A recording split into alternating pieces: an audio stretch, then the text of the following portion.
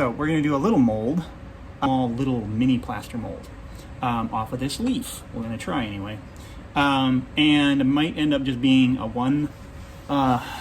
one-piece mold, where you just get one side of the detail, or we might end up with it becoming a two-piece. We'll see what happens. It's pretty thin. Now you can also gate and vent thin, small organic material that'll burn out. And the problem is the metal getting into all this thinness. It can work. Sometimes what people have done is thicken it up a little bit with wax on the one side. But if you had something like a thin branch, little tiny twig kind of things, those can work. And it's an experiment too. Sometimes just try things and see what happens. Sometimes it works, sometimes it doesn't work. Depends on the combustion temperature of the material that we're trying to burn out. Anyhow, so to do a mold, and there's some other things on larger types of molds. I'm gonna use this this is an oil-based clay, but you can also use just wet clay, so fairly soft. I wanna lay it up first. Now there's also alginate, which is really quick. You can pick some of that up. You can Marjan's a clay, ceramic area has it. I'm gonna first start by, I like the way, even though that seems like that would be the front, I like the veins and everything that I can see on the back side here. So I'm gonna actually start out like that. And I kind of want to build up, I don't want to flatten this out completely. I want to keep some of this shape as much as I can. So I'm going to kind of build this clay so that it resembles that a little bit. I mean, I'm going to just deform it a little bit, but I want to kind of get close.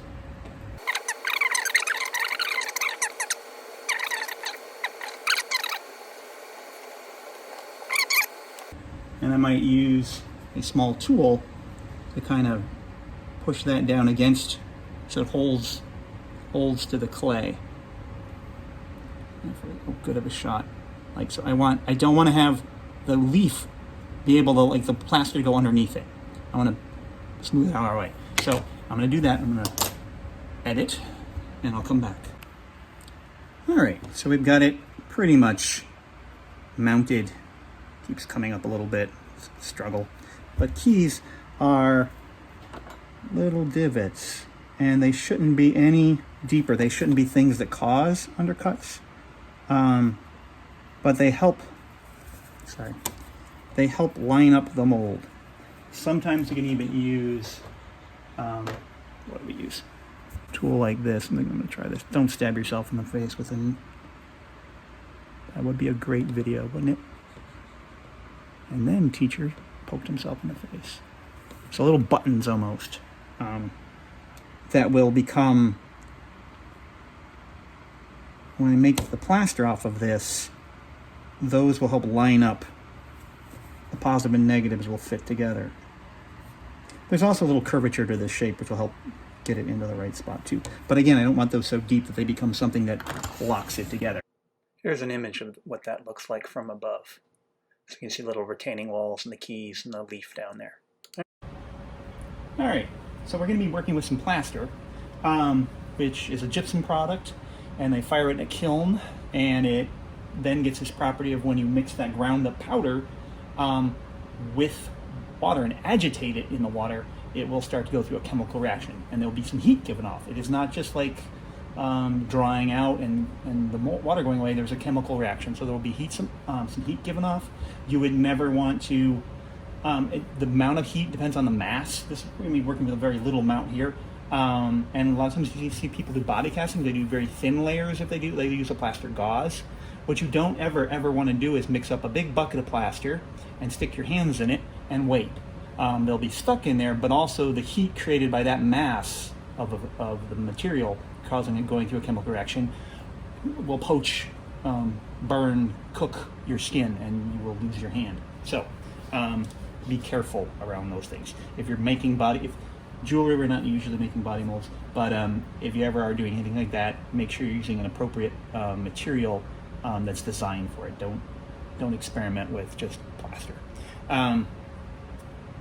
But you also want to wear a dust mask. This is a 3M 8210, and there, even before the COVID thing, once you put this on, it's yours. Don't share them. Basically, here. I've seen a couple different ways to do it. I always do the bottom one over, but I recently saw something where they took the top one over for some reason, so let me try that and see if that's a bad idea. Yes, it feels like a bad idea to me. Anyway, but what you want to make sure is, and there's a little wire thing here, is fitted around your face. It should not be like this. Doesn't help. You're breathing the silica dust in. Make sure it's fitted around. Sometimes it fogs up your glasses. I kind of have that happen. Sometimes it's cold, but kind of put them out there. It's the kind of thing wearing a dust mask for silica or other types of dust is not the kind of, most of the stuff we have around, most of the stuff you're going to come in contact with is not going to, you breathe the dust in and it causes immediate damage. It will be over time. So it's kind of, you have to have a habit of doing it. If you don't use them when you're creating lots of silica dust and types of dust like that that are damaging for your lungs, 15, 20 years down the line, you'll have breathing problems, possibly lung problems, depending on the amount of exposure. And you won't be, putting the dust mask on then is good, but it's kind of late. You have to it's the kind of thing that's going to hurt you incrementally over time. So anyway, wear the dust mask.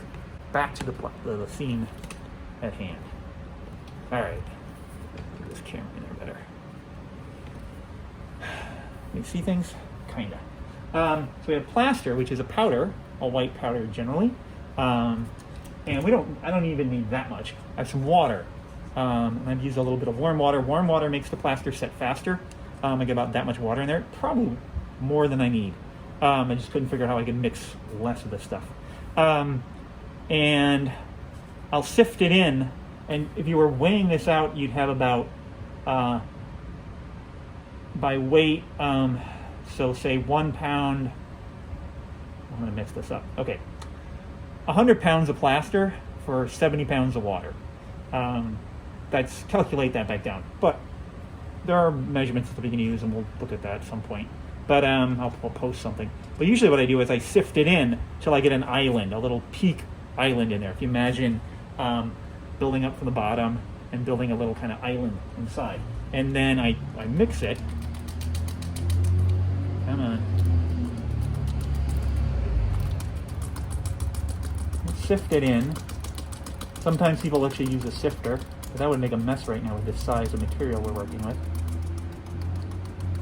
You can also use rubber gloves if you would like. So we get a little island.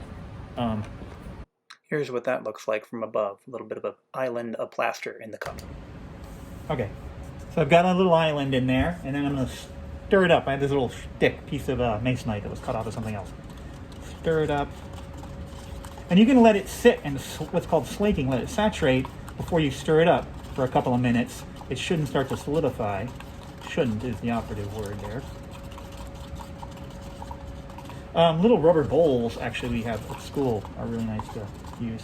But I want it thick enough so it sort of coats so I can't see the little stick through it. If it was so thin, like really thin skim milk, could add, like say if I was like, oh, I could add a little bit more. Now this is some people are probably screaming if they're watching this video saying, no, you don't do that. I find it doesn't hurt too much. But what really does, if it was too thick, like you couldn't pour it, like it was already like frosting, just scoop it out. Don't try to pour water into it and mix it up again and thin it out. It'll be inconsistent. All right. So I can take, and I want to, before it starts, it'll start to kick and get a little thicker. But before it does that, I want to make sure that I get some on there. So like I got. Now, if I keep going, I'm going to overflow. But what I'm going to wait for is just to get a little bit thicker, and then I'll build it up a little bit. It'll get like Cool Whip, so it's a little bit stronger. All right, so a couple of minutes have gone by, and it's a little bit thicker. It'll get to the point, I mean, it's going to solidify. You got like you don't have a lot of time to work with it. But it's going to get a little thicker so I can build that up. Now you can also build high walls and make a box mold. But this can be a little bit less plaster. Sometimes it's nicer to have thicker things, but considering still a little. Now, if you're washing off your tools or your hands, if you had used your hands to mix it, if you're using a larger amount, you would want to rinse them off into a bucket of water, have that ready, not into your sink or the sink at school, because it would end up clogging the sink. So you can see how I can get it a little bit thicker now. Exciting. And you should give it at least, this particular plaster takes about 20 minutes or so, depending on temperature of water. Like I said, should have built a little bit bigger wall right there. Give it a second. Depending on the hotter, remember the warmer the water is, up until 111 degrees, it will cure faster, set up faster. Colder water will slow it down. There's some other things you can add to it, but you got to be careful about getting carried away with vinegar and other stuff, additives.